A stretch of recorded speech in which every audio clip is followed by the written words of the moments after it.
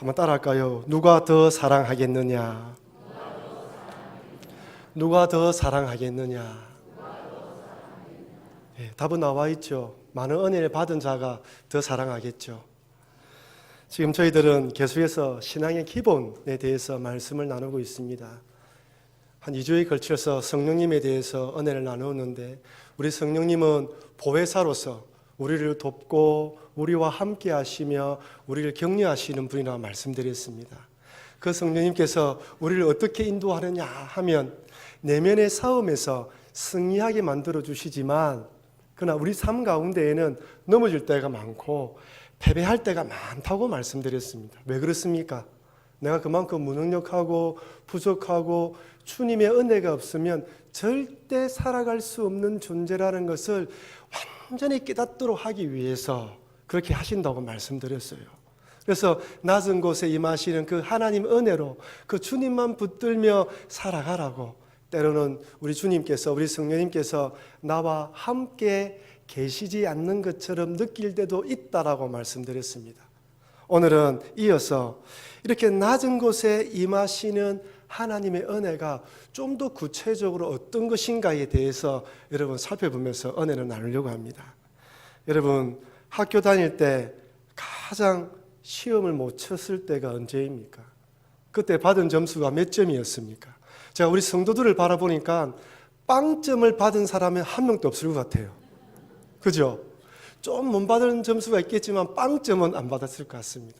하지만 나름대로 내가 생각했던 것보다 점수가 적게 나와서 딱 시험 친 그날부터 점수가 나올 때까지 어떻게 부모님한테 말씀드리지라고 걱정을 태산같이 했을 것입니다. 정말 시험만 없다면 학교 다니는 것이 몇 배, 몇십 배 재미가 있을 것인데, 하지만 시험이 없다면 실력을 검증받을 수가 없습니다. 내가 약한 것이 무엇이고 잘하는 것이 무엇인지 전혀 알 수가 없는 것이죠. 치열한 경쟁 사회 속에서 우리가 살아가기 때문에 내 능력을 시험을 통해서 검증받아야 되기 때문에 아마 여러분과 저는 평생을 시험을 치면서 살아가야 할 것 같습니다. 시험의 종류에는 두 가지가 있죠. 객관식과 주관식이 있고 또 이론과 실기가 있습니다. 객관식과 이론 시험에는 불공평한 것이 없어요. 사지선다형이기 때문에 내가 알면 맞추는 것이고 모르면 틀리는 거예요. 하지만 주관식과 실기 시험에는 채점자의 재량에 달려있기 때문에 때로는 불공평하다라고 생각될 때도 있습니다. 단적인 예가 2014년 러시아 소치에서 열린 동계올림픽에서 은메달을 딴 김연아 선수입니다. 우리나라 사람들이 볼 때는, 우리가 볼 때는 분명히 금메달이었죠. 대답이 없습니까? 금메달 아니었습니까? 저는 뉴질랜드에서 봤는데 분명히 금메달 같았어요. 근데 금메달은 러시아 선수에게 돌아갔습니다. 우리가 편파 판정이다, 홈 어드밴티지가 너무 많이 적용되었다라고 이야기했지만 판정은 번복되지 않았습니다. 그렇다면 만약 하나님께서 우리의 신앙을 점수로 매긴다면 여러분과 저의 신앙은 몇 점일까요? 하나님의 시험에는 객관식은 없겠죠. 하나님께서 주관적으로 채점을 하시겠죠. 아마 우리 중에는 그 구원의 커트라인에 가까스로 넘어서 구원받은 분도 계실 것이고, 또 어떤 분은 하늘의 별처럼 많은 상급을 받아 누리는 분도 계실 것입니다. 오늘 본문은 주님을 사랑하는 자가 누구이며 또한 어떤 자가 주님의 사랑을 많이 받는지 분명히 말씀해 주십니다. 아울러 주님을 사랑하는 자는 어떤 자세로 주님께 나아오는지 또한 설명해 주십니다.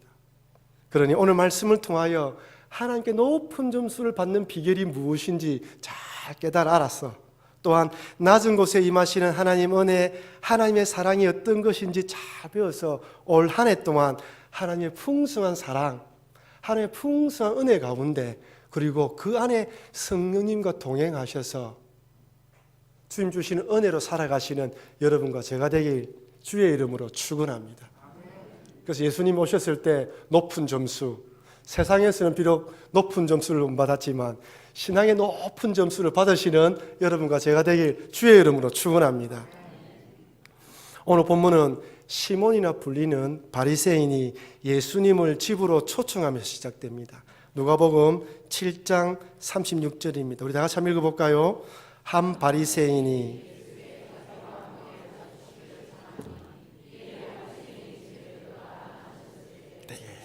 36절에서는 한 바리새인이라고 되어 있는데 43절에 보면 시몬이라고 이름이 나와 있어요. 시몬이란 바리새인이 예수님을 식사 자리에 초청한 것입니다. 그런데 이 바리새인 시몬이 목수의 아들에 불과한 예수님을 식사 자리에 초대했다라는 것은 그 당시 그 마을 사람들에겐 이슈가 될 만한 일이에요. 바리새인 종교지도자인데 목수의 아들에 불과한 예수, 물론 좀 놀랄만한 일들을 하고 있는 건 사실이지만 신분상으로 볼 때 그 사람을 정중하게 식사 자리에 초대할 이유가 없는 거예요. 그렇다면 이 사람은 왜 예수님을 식사 자리에 초대한 것일까요? 예수님의 근세 있는 말씀과 능력 행함을 보고 들으면서 어떤 분인가 확인하기 위해서 호기심으로 초청한 것일까요?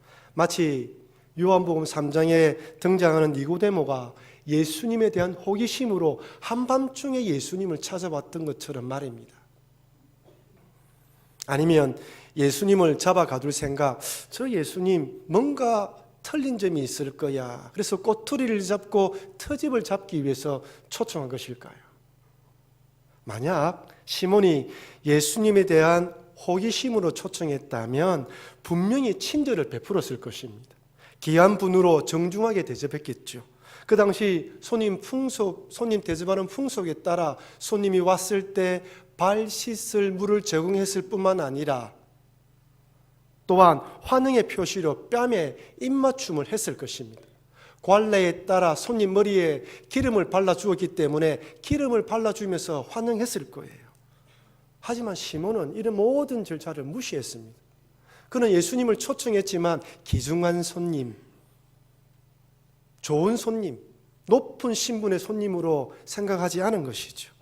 그는 단지 사람들의 주목을 받고 있는 예수가 누구이며 혹시 잘못이 있으면 꼬투리를 잡을 심상으로 예수님을 초대한 것입니다. 사실 이런 식사 자리에 초대되면 참 마음이 불편하고 마음이 편하지 않습니다. 아무리 산의 진미가 가득한 진수성찬이 차려진다 할지라도 식욕이 생기지 않아요. 입안에 침이 돌지 않습니다. 잠깐 딴 생각을 하거나 잘못하면 트집이 잡히기 때문에 항상 긴장해야 돼요. 이런 식사 자리 되도록이면 안 하고 싶습니다. 근데 예수님이 그 식사 자리에 초대에 응했어요. 왜 예수님이 그 식사 자리에 초대에 응했을까요? 뭔가 다른 생각을 가지고 계셨습니다. 그것은 죄 지은 여인 때문이죠. 누가복음 7장 37절입니다. 그 동네에 죄를 지은 한 여자가 있어 예수께서 바리새인의 집에 앉아 계심을 알고 향유 담은 옥합을 가지고 와서, 죄를 지은 한 여자가 있었습니다. 그 당시에는 특별한 손님이 초청되어지면 모두에게 개방되어서 그 첫 특별한 손님의 이야기들을 들을 수 있었다고 합니다. 그러니 이 죄 지은 여인이 아무도 제지를 받지 않고 그 자리에 갈 수 있었던 것이죠. 그리고 또한 유대인의 관습상 죄 지은 여인이라고 표현할 때는 대부분이 창녀라고 생각했다고 합니다. 그러니 이 여인은 창녀가 아닐까라고 학자들은 추정하고 있어요. 근데 여러분 한번 생각해 보세요. 놀랍지 않습니까? 모든 사람들이 이 여인이 창녀라는 걸 알아요. 이런 죄를 지은 여인이 어떻게 감히 바리새인의 집에 갈 수 있단 말입니까? 아무리 누구에게든지 개방된 자리를 할지라도 죄인으로 알고 있는 그 사람이 그 자리에 간다는 것은 있을 수가 없는 일입니다. 아마 이전까지 이런 자리에 공식적으로 죄인인 사람이 참석한 일이 없었을 것입니다. 아니, 죄인인 그 사람이 비록 누구에게든지 개방됐다 할지라도 용기를 내어 그 자리에 참석한 사람은 아무도 없었을 거예요. 그런데 그날 그 여인이 등장했습니다. 자신이 나타나면 모든 사람들의 시선이 자기에게 집중될 줄 몰랐을까요? 아마 그 자리에 있던 모든 사람들은 깜짝 놀랐을 것입니다. 사람들의 시선이 그 여인에게 집중되었죠. 일거수일투족을 따라다닙니다. 그 여인이 이쪽으로 가면 모든 사람의 시선이 이쪽으로 집중되는 것이죠.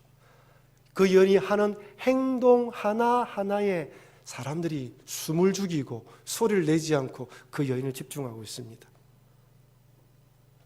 이 여인이 이런 모든 불편한 시선을 감수하면서 예수님을 찾아간 이유가 무엇입니까? 바로 예수님 때문입니다. 그 바리새인 시몬의 집에 찾아간 것은 오직 예수님 때문입니다. 예수님께서 시몬의 집에 초대받았다는 소식을 듣고 향유를 부어드리기 위해서 그 집에 찾아간 것입니다.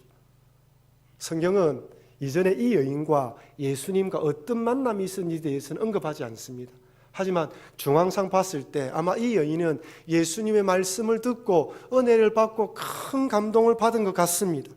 자신 같은 죄인은 하나님께 저주받은 인생, 망한 인생, 버림받은 인생이라 생각했는데 예수님의 말씀을 듣고 자기도 용서받을 수 있고 하나님의 백성이 될 수 있다라는 소망의 메시지를 듣고 큰 은혜를 받은 것 같아요.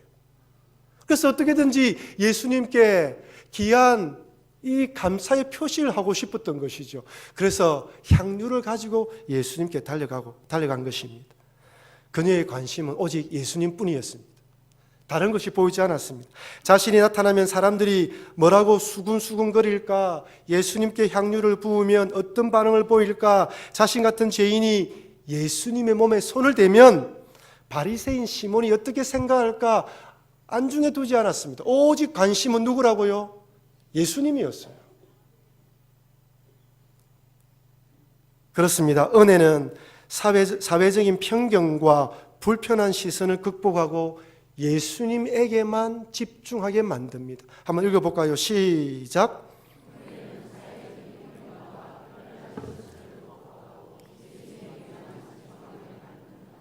사회적인 편견, 불편한 시선 이런 거 생각하지 않아요. 오직 예수님에게만 집중합니다.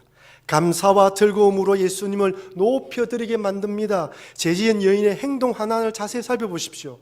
얼마나 큰 감사와 감동과 희생과 헌신이 있습니까? 저는 이 여인의 모습을 보면서 참으로 이 여인이 신령과 진정으로 예배드리고 있다라고 생각했습니다. 물론 예배의 절차와 형식은 없지만 예배에 꼭 있어야 되는 본질, 구원의 감동, 감사, 그리고 헌신이 있습니다. 느낄 수 있죠, 여러분? 누가복음 7장 38절입니다. 예수의 뒤로 그 발 곁에 서서 울며 눈물로 그 발을 적시고 자기 머리털로 닦고 그 발에 입 맞추고 향유를 부으니. 예수의 뒤로 그 발 곁에 서서, 그 당시 식사 문화는 이렇게 식탁에 앉아서 음식을 먹는 게 아니었지 않습니까? 비스듬히 누워서 음식을 먹었기 때문에 뒤에 서면 예수님의 발이 보였던 것이죠. 그 여인은 예수님의 발을 보는 순간 제대로 식지 못한 예수님의 발을 보면서 하염없이 울기 시작합니다. 이렇게 귀한 예수님께서 초대되었음에도 불구하고 귀한 손님으로 대접받지 못한 그 예수님의 발 때문에 울었는지, 아니면 예수님을 가까이서 보았기 때문에 감동되어서 울은지 알지 못하겠습니다. 하지만 이 여인은 예수님의 발을 보는 순간 하염없이 눈물을 흘리면서 그 눈물이 예수님의 발을 적시기 시작했어요. 여기 적시며라고 되어 있는 이 헬라의 원뜻을 살펴보면 비가 내려서 땅이 적는 걸 말하는 거예요. 그래서 이 여인은 한 방울 눈물 흘린 게 아니에요. 하염없이 눈물을 흘리면서 그 눈물이 예수님 발에 적셔져서 흘러내리는 것을 보고 황급히 머리를 풀어서 그 머리털로 예수님 발을 닦습니다. 그 당시 여인이 사람들 앞에서 머리를 푸는 것은 수치스러운 일로 간주되었어요. 이 여인은 그런 수치스러운 것도 생각하지 않고 오직 예수님께 집중하여 예수님의 발을 닦습니다. 그리고 그 발에 입을 맞춥니다. 존경의 의미이며 순종의 표시이죠. 그 당시 노예들은 주인의 발에 입을 맞추면서 순종의 표를, 또한 존경의 표를 하지 않았습니까? 그리고 향유를 붓습니다. 가장 소중하고 귀한 날을 위해서 예비해둔 향유. 아마 이 여인은 이 향유를 모으기 위해서 많은 시간들을 일을 했어야 됐을 것입니다. 근데 그 귀한 향유를 가져와서 예수님 발에 붓습니다. 예수님에 대한 감동의 눈물과 감사, 그리고 가장 귀한 것으로 드리는 헌신의 예배를 드린 것이죠. 여러분들은 이 여인의 마음을 이해할 수 있습니까? 이 여인이 어떤 마음으로 예수님을 찾아와서 눈물 흘리며 예수님께 향유를 부었는지 느낄 수가 있죠. 그런데 이 여인의 행동을 지켜보던 시몬이 속으로 이렇게 생각합니다. 누가복음 7장 39절입니다. 한번 읽어볼까요? 예수를 청한 바리새인이 그것을 보고 마음에 이르되 이 사람이 만일 선지자라면 자기를 만지는 이 여자가 누구며 어떠한 자 곧 죄인인 줄을 알았으리라 하거늘. 여기서 만일 선지자라면 돼 있죠. 이 만일이 문법적으로 조건절이에요. 그러니까 이 예수님이 선지자가 맞다면 저 여자가 죄인인 줄 알았을 것이고 그 여자를 어떻게 해요? 멀리했을 것인데, 그러니 저 예수는 선지자가 아니야 라고 생각한 것입니다. 은혜 받은 것에 대한 감사함의 표현, 자기 같은 죄인도 구원받았다는 것으로 기쁨으로 가장 귀한 것으로 드리는 감사의 자리, 은혜의 자리, 축복의 자리, 이 자리를 시몬은 정죄하고 판단합니다. 죄지은 여인이 자신의 집에 찾아온 것도 못마땅한데 그 여인을 제지하지 않는 예수님도 더 못마땅한 것이죠. 시몬은 말은 하지 않았지만 자신은 저 죄지은 여인, 손가락질 당하는 저 여인보다 자신은 좀 나은 사람이라고 생각했습니다. 아니, 좀 나은 정도가 아니라 몇십 배, 몇백 배로 의인이라고 생각한 것이죠. 그러니 죄 용서함 받은 그 여인의 감격을 전혀 알 수 없었습니다. 왜 그렇게 우는지, 왜 그렇게 예배마다 기도하면서 우는지 이해할 수 없는 거예요. 왜 그렇게 값비싼 향유를 들었는지 도저히 알 수 없었던 것이죠. 더군다나 죄지은 여인이 몸에 손을 대는 것도 가만히 계신 예수님에 대해서는 더더욱 이해할 수 없었습니다. 저 죄인이 손을 대는데 선지자라면 멀리해야지. 저는 이 시몬의 모습을 보면서 탕자의 비위에 놓는 큰아들이 생각났습니다. 살아계신 아버지에게 유산을 요구했던 작은 아들과 달리 큰 말썽 피우지 않으면서 아버지와 함께 있었던 큰아들 말입니다. 작은 아들은 유산을 받아서 허랑방탕하게 다 허비하고 난 뒤 빈털터리로 돌아왔습니다. 그러니 큰아들 입장에서는 이 동생을 받아들일 수가 없어요. 저런 동생은 내쳐야 한다고 생각했습니다. 불효자식일 뿐 아니라 폐륜아이므로 문전박대하는 것이 당연하다고 생각한 것이죠. 근데 아버지가 잔치를 벌려요. 아버지 손에 있는 가락지를 빼어서 아들의 손에 끼워주고 옷을 입혀주면서 환영합니다. 더더욱 이해할 수 없었습니다. 동생도 이해할 수 없는데 그 아버지도 못마땅한 것이죠. 바리새인 시몬의 정죄와 큰아들의 분노를 세상적인 관점에서 율법의 잣대에서 비춰보면 우리는 충분히 이해할 수 있습니다. 어떻게 저런 여인이 이 자리에 올 수 있단 말이야. 어떻게 저런 폐류나 탕자가 다시 집으로 돌아올 수 있단 말이야. 저런 자는 내쳐버려야 돼. 그런데 여러분, 그들은 한 가지 잊은 것이 있습니다. 그들도 하나님 앞에 죄인이라는 사실입니다. 큰아들도 작은 아들처럼 아버지의 은혜 가운데에, 아버지의 그늘 가운데 살아가고 있었다는 그 사실을 잊어버리고 있었습니다. 그들은 죄지은 여인과 탕자 동생에 비해서 상대적으로 착하며 의인이라고 생각했지만 하나님 입장에서 볼 땐 별반 차이가 없습니다. 하지만 죄지은 여인이나 탕자는 은혜가 무엇인지 뼈저리게 깨달으며 감사했습니다. 낮은 곳에 임하시는 하나님의 은혜, 자기 같은 죄인도 받아주시는 하나님의 은혜, 허랑방탕하며 다 써버렸는데 다시 받아주시는 아버지의 사랑, 그 사랑을 뼈저리게 깨달으며 그 은혜가 얼마나 귀한 은혜인지, 값비싼 은혜인지, 소중한 은혜인지 가슴으로 깨달으면서 눈물 흘리면서 찾아온 거예요. 하지만 큰아들과 시몬에게는 이런 은혜의 감동과 감격이 없었습니다. 시몬의 속마음을 아신 예수님께서 이렇게 말씀하십니다. 누가복음 7장 41절 42절입니다. 같이 읽겠습니다.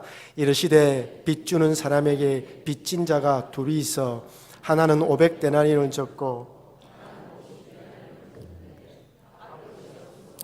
둘 다 탕감하여 주었으니 둘 중에 누가 그를 더 사랑하겠느냐.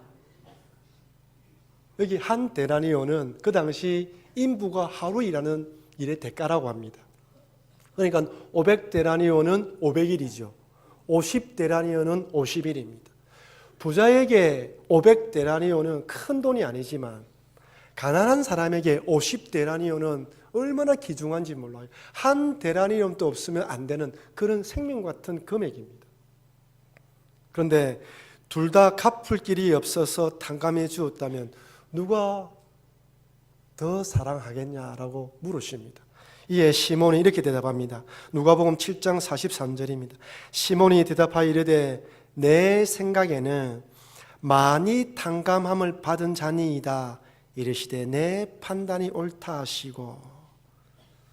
많은 빚을 탕감받은 사람이 적은 빚을 탕감받은 사람보다 더 감사하고 사랑하는 것, 이것이 뭐라고요? 은혜의 법칙입니다. 은혜의 원리입니다. 앞에서 말씀드렸다시피 하나님께서 볼 때 이 땅의 모든 사람들은 다 죄인입니다. 나는 저 사람보다 작은 죄를 지었다라고 생각하지만 그 작은 죄마저도 하나님의 아들 예수님이 이 땅에 오셔서 십자가에 돌아가시지 않으면 안 되는 흉악한 죄라는 사실을 바리새의 시몬은 몰랐던 거예요. 큰아들은 그 은혜를 몰랐던 것입니다. 바리새인 시몬은 외식적인 종교 행위 뒤에 숨어서 자신을 의인으로 간주한 것이죠. 그러니 하나님의 은혜로 다가오지 않았습니다. 은혜가 간절히 필요하지 않았죠. 왜? 자기는 죄인이라고 생각하지 않기 때문이죠. 큰아들도 마찬가지입니다. 아버지의 은혜 안에 있었으나 마치 자신의 노력으로 그 아들됨의 지위를 유지하고 있었다고 생각하니까 그 아버지의 은혜를 은혜로 받아들이지 못한 것입니다. 반면에 죄인인 이 여인은 어떻습니까? 탕자의 아들은 어떻습니까? 자기가 얼마나 부족한 자인지 그 은혜를 받을 수 없음에도 불구하고 받게 해주신 은혜에 감사해서 눈물이 있습니다. 감사가 있습니다. 헌신이 있는 거예요. 이 예수님이 이렇게 말씀하십니다. 누가복음 7장 47절입니다. 같이 읽어보겠습니다. 이러므로 내가 내게 말하노니 그의 많은 죄가 사하여졌도다. 이는 그의 사랑함이 많음이라. 사함을 받은 일이 적은 자는 적게 사랑하느니라. 자신이 죄가 많다라고 생각하는 사람은 구원하여 주신 하나님께 더 많이 감사하며 사랑하지만 죄가 적다라고 생각하는 사람은 적게 감사하며 사랑하신다고 말씀하십니다. 우리 교회는 한 달에 한 번씩 부산교도소를 방문하여 우리 교회와 연관되어 있는 우리 죄수들, 교도소에 있는 형제들과 교제를 가집니다. 지난주 목요일 날에도 우리 선교위원회 특수선교팀에서 그렇게 방문하여 위로를 하고 왔는데 사실 이 사역을 하는 것은 쉬운 일이 아닙니다. 그래서 매주 목요일마다 그렇게 방문하셔서 위로하시는 우리 성도님들에게 교회를 대표해서 진심으로 감사를 표합니다. 제가 처음 교도소 방문했던 때를 잊지 못합니다. 높이 세워진 담장과 철장문, 그 철장문을 통과할 때 신분증을 보여드리고 신분을 확인하고 난 뒤에 그 정문을 통과했고 그리고도 몇 개의 철문을 통과하여 해서 예배의 장소에 가게 되었습니다. 얼마 지나지 않아 우리 교회와 연결되어 있는 그분들이 와서 같이 교제를 하게 되었습니다. 함께 가셨던 목사님께서 말씀을 전하고 난 뒤 그때는 함께 식사 교제를 했어요. 함께 식사 교제를 하면서 대화를 나눠보니까 어떻게 이 사람이 교도소에 들어왔을까라는 생각이 들 만큼 순한 사람도 있었습니다. 교도소에 수감되어 있으면 뭔가 모르게 흉악할 줄 알았는데 전혀 그렇지 않았습니다. 처음에 만났을 때는 처음 그들을 만나기 때문에 제 마음속에는 호기심과 긴장감이 있었어요. 만나서 이야기해 보니까 저 사람이나 저나 다를 게 전혀 없었습니다. 다 그런 것은 아니지만은 어떤 분은 호기심으로 때는 충동을 절제하지 못해서 아니면 욱하는 이 감정을 조절하지 못해서 그 자리에 오게 되었더군요. 어떤 분은 부끄러워서 제 눈을 쳐다보지 못했습니다. 그 사람이나 저나 별반 다를 바가 없구나라고 깨달아지는 순간 그렇게 높아 보이던 담장 건너편의 교도소와 건너편 이편에 제가 살고 있는 이 자리와 그리 거리가 멀지 않구나라는 생각을 가지게 되었습니다. 하나님께서 보실 때는 교도소에 있는 자들이나 또한 교도소 밖에 있는 우리들이나 별반 차이가 없는데 우리들은 다르다라고 생각하는 것 같습니다. 나는 그래도 500데나리온 빚진 자가 아니라 50데나리온 빚진 자로서 생각하면서 판단하는 것 같습니다. 그러니 500데나리온 빚진 자가 빚 탕감받았을 때 그런 감동과 감격과 희생과 헌신이 부족한 것 같습니다. 무덤등 예배에 참석하여 정해진 순서에 따라 예배를 드리고 예배당을 빠져나갑니다. 재지은 연이 흘렸던 눈물도 감동도 머리를 풀면 수치스럽다고 생각했던 그 사회적인 그런 것을 무시했던 그런 것도 없이 그냥 흘러가는 것은 아닌가 한번 생각을 해봅니다. 사랑하는 성도 여러분, 여러분들은 500데나리온 빚 탕감받은 자로서 신앙생활을 하고 있습니까? 아니면 50데나리온 빚 탕감받은 자로서 신앙생활을 하고 있는 것 같습니까? 어떤 분은 50데나리온 빚 탕감받은 자로서 참 신앙생활을 하다가 시간이 지나면서 나는 500데나리온 빚 탕감받은 자구나라고 깨달아서 그런 마음으로 살아가는 분도 있고, 또 어떤 분은 처음에는 500데나리온 빚 탕감받은 자로서 큰 감동과 감격으로 시작했다가 시간이 지나면서 50데나리온 빚 탕감받은 자처럼 때로는 판단하며 정지하는 경우도 있습니다. 여러분, 신앙생활을 하면 할수록 점점점 더 우리 마음이 강팍해지는 이유가 무엇입니까? 왜 이렇게 우리 받은 은혜를 잊어버리고 사는 이유가 무엇입니까? 성령님은 500데나리온 빚 탕감받았다는 그 낮은 마음, 부족한 마음, 이런 마음에 우리와 함께 하셔서 우리를 온전히 붙들어 주시며 우리와 동행하십니다. 그런 여러분, 혹시 내가 500데나리온 빚 탕감받은 자인데 혹시 너무 이 은혜를 잊어버리고 살아가고 있지 않은지 한번 점검해 보시면서 하나님, 500데나리온 빚 탕감받은 자로서 그때 그 감동을 가지며 성령님과 동행하면서 올 한 해 동안 살아가게 해달라고 기도하시는 여러분과 제가 되길 바랍니다. 여러분, 높은 마음, 교만한 마음, 내가 저 사람보다 낫다고 생각하는 그 마음 안에는 성령님이 온전히 여러분의 마음을 잡을 수가 없어요. 하나님, 돌아보니 나는 500데나리온 빚진 자인데 50데나리온 빚진 자처럼 살아가고 있지 않았습니까? 그래서 바리새인 시몬처럼 그렇게 그 여인을 정죄하고 있지 않은지 돌아보시면서 내가 받은 은혜, 내가 받은 구원의 감격을 다시 회복하면서 올 한 해 동안 주님만 바라보시며 큰 은혜로 살아가시는 여러분과 제가 되길 주의 이름으로 축원합니다.